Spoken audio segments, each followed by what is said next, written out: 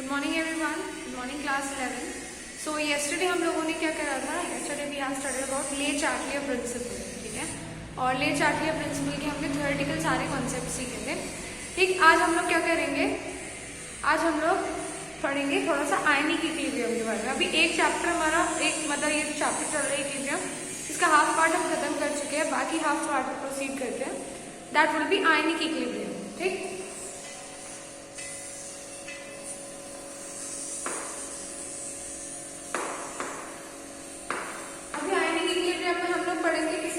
Ionization of weak electrolytes, ठीक। पहले तो बात करते हैं इलेक्ट्रोलाइट्स की। तो दो तरीके के इलेक्ट्रोलाइट्स होते हैं,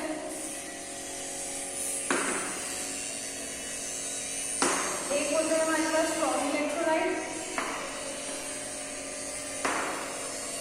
एक होता है हमारे पास वीक इलेक्ट्रोलाइट्स। स्ट्रॉन्ग होते हैं which are completely ionized. Strong electrolytes कौन से होते हैं, जो कंप्लीटली आयनाइज हो जाते हैं। Weak electrolytes are those which are partially ionized, ठीक है। The electrolytes which are partially ionized are known as weak electrolytes. यहाँ तक बात हम लोगों को क्लियर है अच्छे से, ठीक। अब स्ट्रॉन्ग इलेक्ट्रोलाइट्स के केसेस जो है आप बहुत अच्छे से पहले से ही पढ़ चुके हो। स्ट्रॉन्ग इलेक्ट्रोलाइट्स में क्या होगा, जैसे कि for example we are having this HCl, तो ये कंप्लीटली आयनाइज हो जाएगा इनटू H+ और Cl नेगेटिव, सही है यहाँ तक।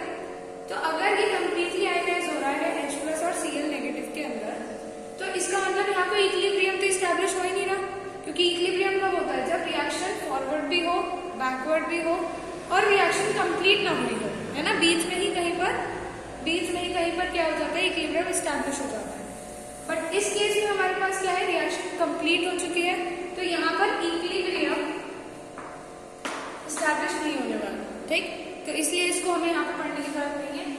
वीक इलेक्ट्रोलाइट्स के केस में क्या होगा, जैसे कि for example if I am taking CH3COH, तो ये वीक एसिड है। जब इसको हम वाटर के साथ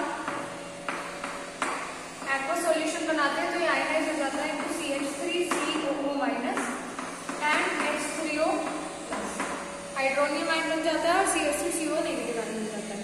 तो यहाँ पर हमारे पास क्या है, ये वीक इलेक्ट्रोलाइट है और क्योंकि ये कंप्लीटली आयनाइज नहीं होता है, यहाँ पर एक इक्विलिब्रियम एस्टैब्लिश हो जाता है। तो हमें मेनली इक्विलिब्रियम के लिए पढ़ना है, तो इसलिए यहाँ पर हम वीक वालों को पढ़ेंगे अच्छे से, सही।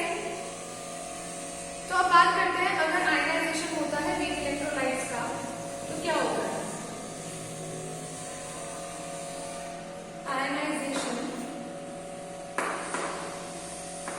Of weak electrolytes,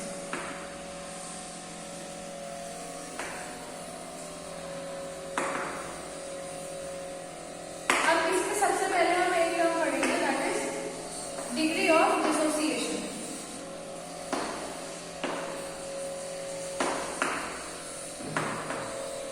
degree of dissociation which is represented by alpha, एक डिग्री ऑफ डिसोसिएशन क्या होता है, अगर मेरे पास कितने भी मैं मोल्स लेकर के चल रही हूँ, मैं कितना ज्यादा अमाउंट लेकर के चल रही हूँ, उसमें से कितना पार्ट हमारा क्या हुआ है, आयनाइज हुआ है, ठीक है। यानी फ्रैक्शन कितना पार्ट आयनाइज हुआ है अपॉन टोटल मोल्स या टोटल कंसेंट्रेशन जो भी आप लेकर के चल रहे थे, वो हमारा क्या हो गया, अल्फा, यानी degree of dissociation.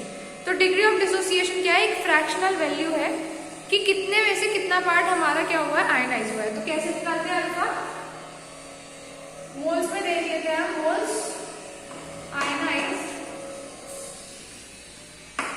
Upon total moles, ये हमारा अल्फा निकल गया, ठीक। अब अल्फा की अगर हम बात करें, अगर हम स्ट्रॉन्ग इलेक्ट्रोलाइट की बात करें, तो स्ट्रॉन्ग इलेक्ट्रोलाइट क्या हो रहा था, जितना भी हम इलेक्ट्रोलाइट डाल रहे थे सारा का सारा कंप्लीटली आयनाइज हो रहा था, ठीक। तो इसीलिए अल्फा की वैल्यू फॉर स्ट्रॉन्ग इलेक्ट्रोलाइट जो होती है वो सिमिलर टू 1 होती है, मतलब या तो 1 होगी या 0.99 समथिंग कुछ इस तरीके की होगी, ठीक। और फॉर वीक इलेक्ट्रोलाइट्स, अगर वीक इलेक्ट्रोलाइट्स की बात करते हैं, तो वीक इलेक्ट्रोलाइट्स के लिए अल्फा की वैल्यू हमेशा लेस देन 1 होगी, ठीक है। क्योंकि कभी भी कंप्लीटली आयनाइज तो होगी ही नहीं, तो ऊपर बहुत कम वैल्यू आएगी, नीचे ज्यादा वैल्यू आएगी, तो इसलिए हमेशा क्या होगी, लेस देन 1। तो हमेशा क्या होगी, लेस देन 1 होगी, ठीक। चलो सही है, यहाँ तक भी हमें समझ आ गया। अब इसमें एक चीज और होती है, Oswald dilution law. Oswald dilution law करते हैं। ऑसवाल्ड डाइल्यूशन लॉ ये कहता है कि अगर मेरे पास कोई वीक इलेक्ट्रोलाइट है, सपोज फॉर AB है, तो ये आयनाइज होगा इनटू A प्लस एक्वस और B नेगेटिव एक्वस में। यहां तक बात क्लियर है हमें? सही है। अब हमारे पास क्या है, अगर इनिशियली हम बात करें, इनिशियली मेरे पास इसकी कोई कंसेंट्रेशन C थी, ठीक है, सिर्फ और इनिशियली सिर्फ और सिर्फ रिएक्टेंट्स की कंसेंट्रेशन होती है, प्रोडक्ट की हमारे पास कोई भी कंसेंट्रेशन नहीं होती, क्योंकि अभी जस्ट हमने रिएक्शन स्टार्ट करी है, तो इनका कंसेंट्रेशन हमारा क्या हो गया, 0। सही। अब आ जाओ, फिर एट इक्विलिब्रियम क्या होगा, एट इक्विलिब्रियम यहाँ पर जो कंसेंट्रेशन हो जाएगी, अब देखो, अब हमें यहाँ पर एक चीज पता है, हमें अल्फा पता है, सही। अब अल्फा कोई कंसेंट्रेशन थोड़ी है। अगर मैं ऐसा कहती, देखो इस चीज को थोड़ा ध्यान से समझना कि मेरे पास 100 मोल्स प्रेजेंट थे इनिशियली, ठीक, और इक्विलिब्रियम पे 100 में से 20% जो है वो यूज हो गए, तो 20% कैसे लिखूंगी, 20/100 इंटू क्या, जो भी इनिशियल लेकर चले थे वो करोगे, क्योंकि ये परसेंटेज क्या है, सिर्फ एक फैक्टर है, ठीक। इसी तरीके से यहाँ पे अल्फा जब हम कंसिडर करते हैं, अगर मैं अल्फा को यहाँ पर इंट्रोड्यूस करूं, तो हम लोग कैसे यहाँ पर ट्रीट करेंगे, देखो